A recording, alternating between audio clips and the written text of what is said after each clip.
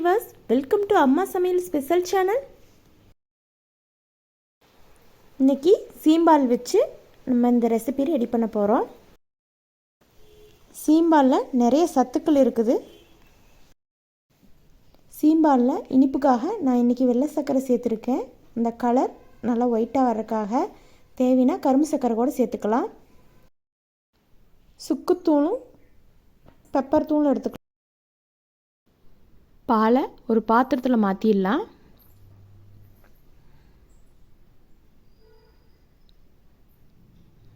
இனிப்புக்காக எடுத்து வச்சுருக்கிற சர்க்கரையை சேர்த்துட்டு நல்லா மிக்ஸ் பண்ணிடலாம். பாலில் சர்க்கரை நல்லா மிக்ஸ் பண்ணதுக்கப்புறம் நம்ம சுக்குத்தூளும் ஏலக்காய் தூளும் சேர்த்துட்டு நல்லா மிக்ஸ் பண்ணிக்கலாம். சீம்பால் நல்லா கெட்டியாக இருக்கிறதுனால சர்க்கரை நல்லா கரைஞ்சதுக்கப்புறம் சேர்த்துக்கலாம்.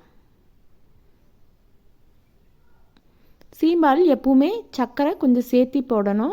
அப்போ தான் நல்லா சாப்பிட்றதுக்கு ஸ்வீட்டாக நல்லாயிருக்கும். சீம்பாலில் சுக்குத்தூளும் பெப்பர் தூளும் சேர்த்துறதுனால நம்ம சாப்பிட்டோம்னாலும் சீக்கிரமாக ஜீரணமாகும். அதுக்காக நம்ம சேர்த்துக்கலாம். பாலை ஒரு ஃபில்ட்ரு வச்சு ஃபில்ட்ரு பண்ணி எடுத்துக்கலாம். சுக்கில் நார், இந்த அடிப்படாத குருமிளகு தோல் இதெல்லாம் வந்துடும். ஃபில்ட்ரு பண்ணி எடுத்துட்டு ஏலக்காயை ஒரு 5-6 நல்லா பவுட்ரு பண்ணிவிட்டு சேர்த்துக்கலாம்.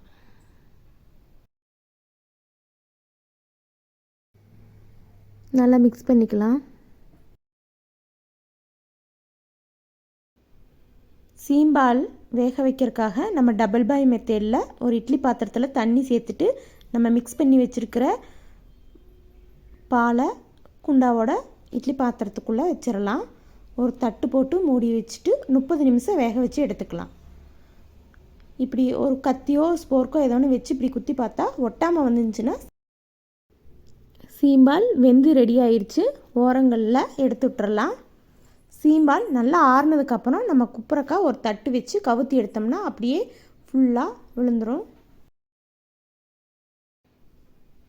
மில்க் புட்டிங் மாதிரி நல்லா ஜெல்லி டைப்பில் சூப்பராக ரெடி ஆயிடுச்சு. பசும் சீம்பாலில் உடம்புக்கு தேவையான புரதம் நிறையா இருக்குது. ஹெல்த்தியான சீம்பால் ரெடி ஆயாச்சு. அம்மா சமையல் ஸ்பெஷல் சேனலை சப்ஸ்கிரைப் பண்ணுங்கள், வீடியோவை லைக் பண்ணுங்கள், ஷேர் பண்ணுங்கள், கமெண்ட் பண்ணுங்கள். தேங்க்யூ.